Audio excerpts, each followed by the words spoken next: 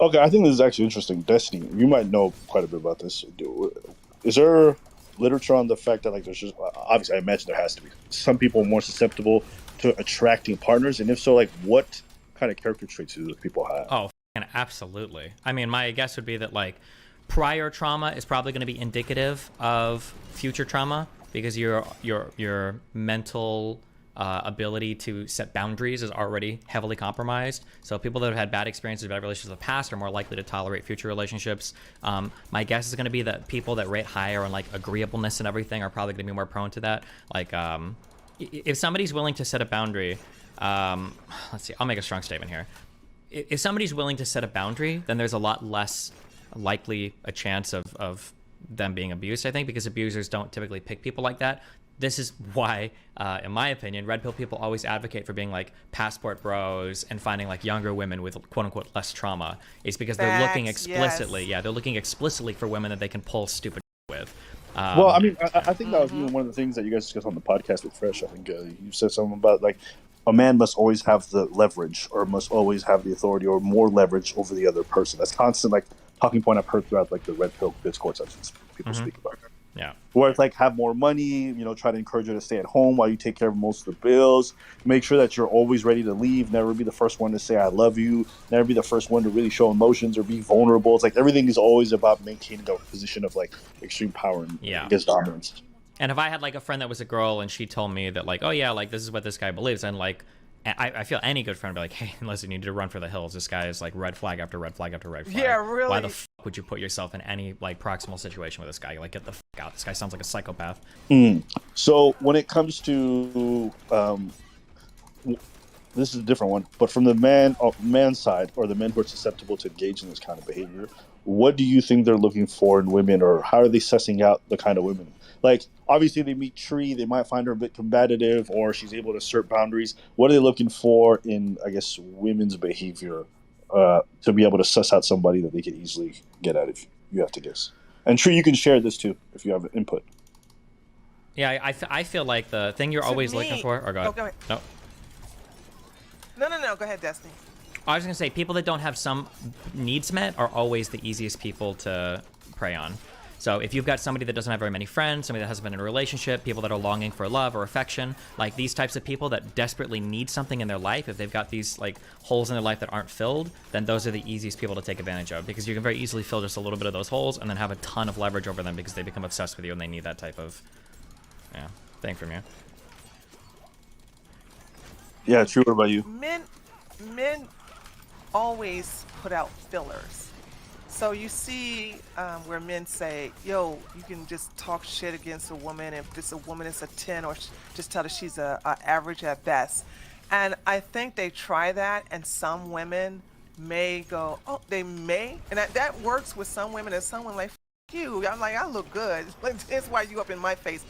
But I think it's a numbers game. They will run that on some women, and they will find the women and go, for real, and they'll just, that woman will try to please them or try to get their favor and try to see that she's beautiful or that she's worthy of their attention, blah, blah, blah. I've seen it happen, actually. There This is was, why they always say like they when- don't want masculine women, right? I don't want a woman that's gonna fight with me all the time, right?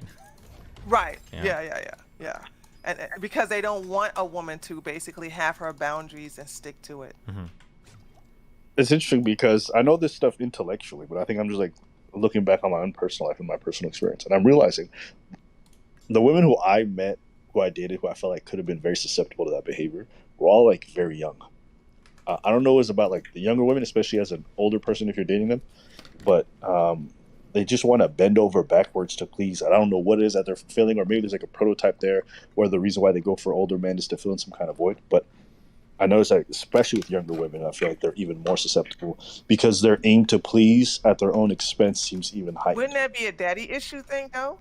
No, I think that's a woman issue. I think that in society in general, I think women are generally conditioned to just be a little bit more of like a pleaser kind of. And when you're young, it's really easy for other people to hijack that kind of social programming. So it probably will take a woman one or two shitty relationships to realize like, oh, hold on, people are going to misuse and abuse this kind of like temperament that I've been trained with if I'm not careful, I think. Yeah. I will say though, that kind I of power can't relate dynamic. to that at all. Because like how was I a pleaser when I was young and I can't? Well, I mean, you I seem like you have a can't really think aggressive of- personality. Like you're outside of the norm, right? But you know that your temperament tree is way outside the norm for most women, right? Yeah, okay, Mm-hmm. that's true. Bree, have you ever pedestalized someone like that you were interested in? I'm sorry, you came in broken up. Can you say that again? Sorry, Ava. Have Say that have you again. ever pedestalized someone that you were very like keen on? No, because, and I have to blame that on my dad. Um, my dad, my dad was a whore, but he was such a, I guess because he was such a good father in bringing me up, he didn't want me to turn out to be like the women that he married, and that he would cheat on my stepmom with. And so I really did not have any respect for these women.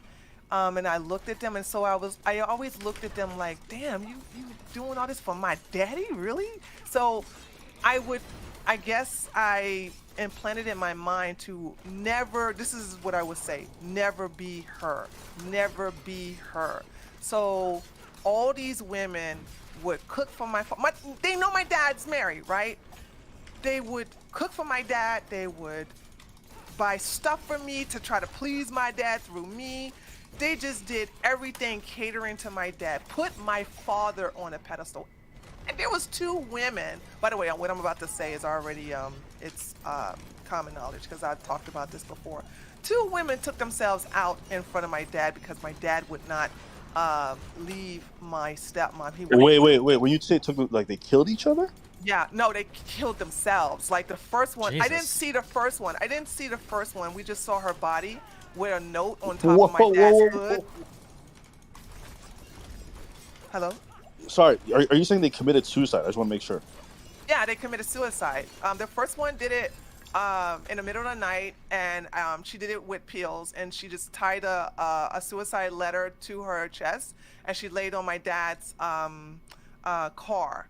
And so, because my dad worked the morning shift at the police department, so when he got up, he would go out and everything like that, and I would get ready to go to school. And so we would come out together. So he'll drive me to the bus stop, and there's this dead body on my dad's windshield. Hood. And the second woman. Now I think this really changed me in reference to I would never let a man get to that part, to get to this point. Where the other one was a woman, and I knew about her for like 3 years. And she was outside making a lot of ruckus, and she's basically had a revolver, and she was like, if you don't fucking come out here and blah blah blah. And my dad's trying to stop me from seeing it. Too late, I was going to watch this. And long story short, saying she ended up, I actually saw it where she shot herself in the head right when she started to hear the police sirens coming to the house. So, and they both killed themselves over my father. So I never ever said it just ingrained in me that I will never worship a man and put a man on a pedestal to the point where I love him more than I love myself. So that would never happen. Yo, Tree, I think I've been on Destiny's stream for a long time. I think that might be some of the craziest shit. No way.